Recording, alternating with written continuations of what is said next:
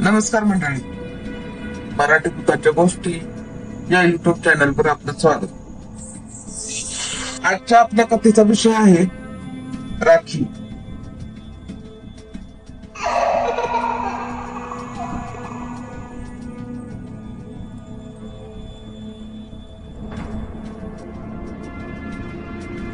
दादा, मागच्या वर्षी तू आला नाहीस.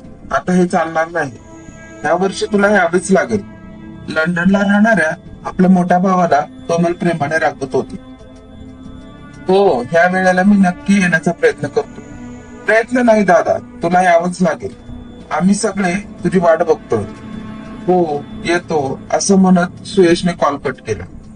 बहिणीशी बोलताना भावाचा कंठ दाटून आला होता.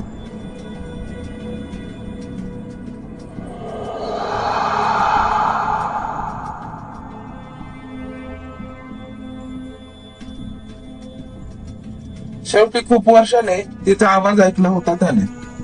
या वर्षी त्याने आधीच सुट्टीचा अर्ज दिला होता. तो अर्ज मान्य पण झाला होता, पण त्याने घरी सांगितले नव्हते.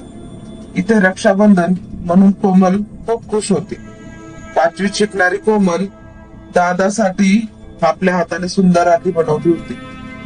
जसजसे रक्षाबंधन जवळ येत होते, कोमलचा उत्साह वाढत होता. आज रक्षाबंधन सगळेच खूप आनंदात होते, खास करून कोमल. तिचा दादा जो येणार होता, तिला माहित नसताना देखील ती दादाची आतुरतेने वाट पाहत बघत होती.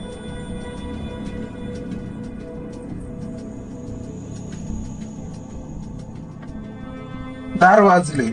कोमलने जाऊन दार उघडले. सुयशला बघताच दादा किंचाळत आणि त्याच्या मिठीत शिरले. मी माझ्या बहिणीला भेटायला आलो आहे.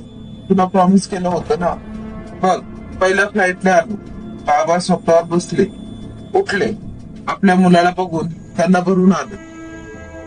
सुयश त्यांच्या पाया पडला. बाबांनी त्याला कडकडून मिठी मार.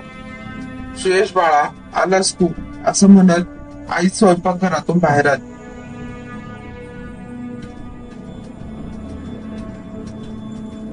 आई जवळ जाऊन सुयश पण आईच्या पाया पडले. तिच्या डोळ्यात आलेले आनंद अश्रू पुसत त्याने मिठी मारली. मला भूक लागली आहे आई असं म्हणत त्याने पोटावरून हात फिरवला. जा, फ्रेश होऊन ये, मी आणते असं म्हणत आई आत गेली. फ्रेश होऊन सुयश बाहेर येऊन बसला. बाबा बरोबर गप्पा मारत. काय आणलंस माझ्यासाठी दादा, लाडाती बोलत कोमल सुयशच्या मांडीवर जाऊन बसली. आणलंय ना काहीतरी, पण आता नाही. ओवाळणे झाली की देईन तुला. ठीक आहे, तोपर्यंत सरप्राईज असेल.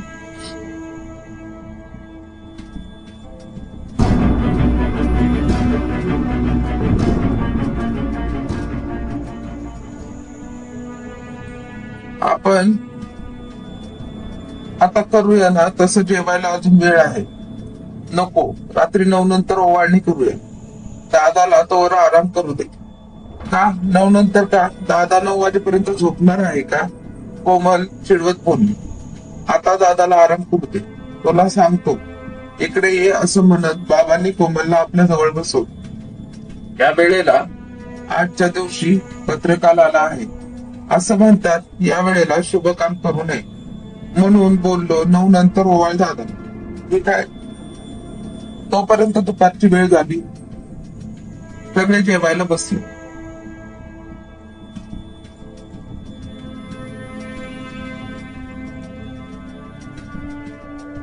आज एका मुलीची मजा आहे असं म्हणत कोमलने सुयशला चिमटा काढला.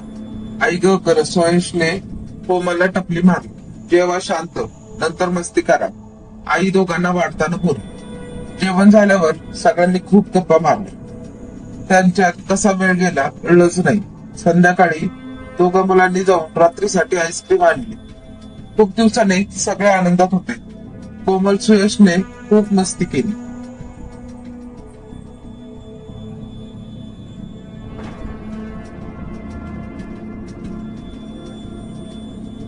कोमल पण तिच्या शाळेतल्या आठवणी दादाला सांगत होती.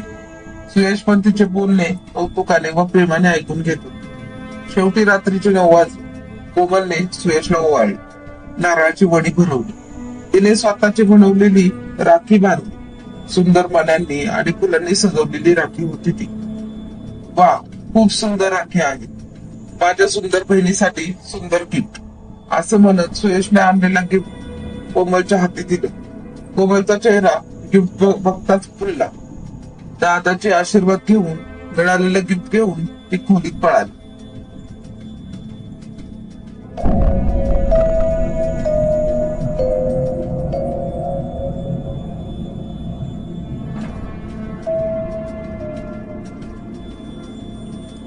सुयशने बाबांसाठी मस्त टी शर्ट आणला होता, तर आईसाठी साडी.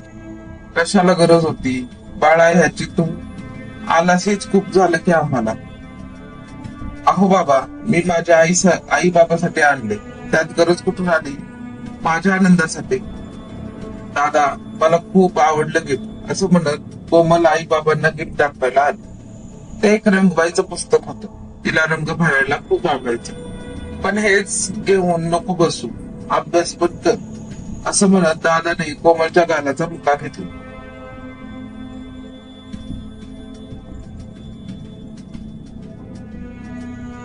आई बाबांची काळजी घे, मस्ती करू नकोस. अरे दादा, असं का बोलत आहेस ना? तू अजून कोमल केवलवाने चेहरा करत बोल. मी आहे ग बाळा, काय नसेल, असं म्हणत सुयशने कोमलला घट्ट मिठी मारली. हे बघून आई बाबांचे डोळे पण भरून आले. चला झोपायला, का इथेच रात्र घालवणार आहात? बाबा आपले अश्रू लपवत उठले. मी आज दादा सोबत झोपणार आहे. दादा चल, असं म्हणत कोमल पुढे गेली. सुयशने आई बाबांना परत एकदा मिठी मारली. काय झालं बाळा, सगळे ठीक आहे ना?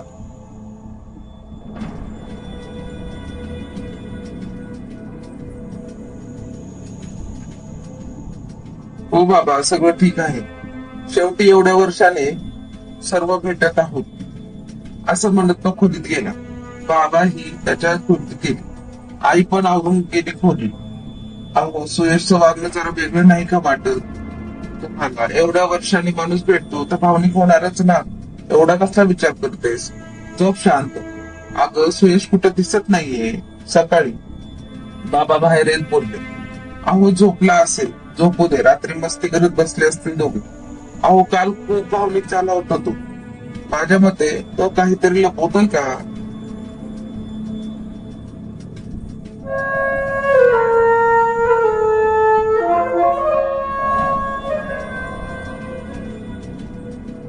तो नक्कीच आपल्यापासून काहीतरी लपवतो. उठल्यावर विचारते त्याला. बाबांनी टीव्ही चालू केला बातम्या बघण्यासाठी. स्क्रीनवर एक बातमी झळकत होती.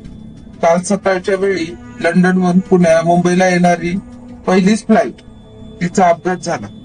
आई चहा घेऊन बाहेर आली.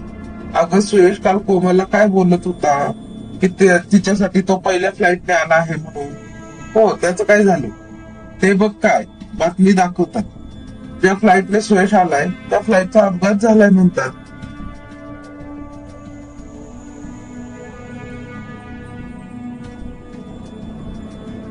असं कसं होऊ शकतं? हो, त्या बातमीमुळे तुमचं डोकं बिघडलं दिसतंय.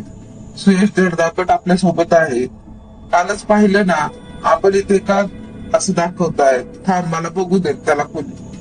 अहो नका, झोपू देत त्याला. शांत झोपला असेल. पण बाबांना बघायचंच होतं. त्यांनी खोलीचं दार हळूच उघडलं, पण तिथे कोमल व्यतिरिक्त कोणीच नव्हतं. त्यांच्या मागून आई पण गेली. त्या दोघांना आश्चर्याचा धक्का बसला. अंगावर एक भीतीची चाहूल येऊन गेली. कोमल शांत एकटी झोपली होती.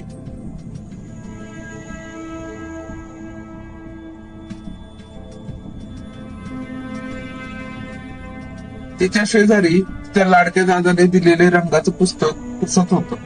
मात्र सुयश कुठेच नव्हता. आई पटकन जाऊन त्याने दिलेली साडी बघते. ती साडी, बाबांचा ड्रेस, सगळं काही होतं. म्हणजे काल कोमलने ज्या सुयशला राखी बांधली तो जिवंत नव्हता, ते त्याचं भूत होतं. त्याचं भूत फक्त राहिलेली राखी बांधण्यासाठी आलं होता, फक्त बहिणीच्या प्रेमासाठी.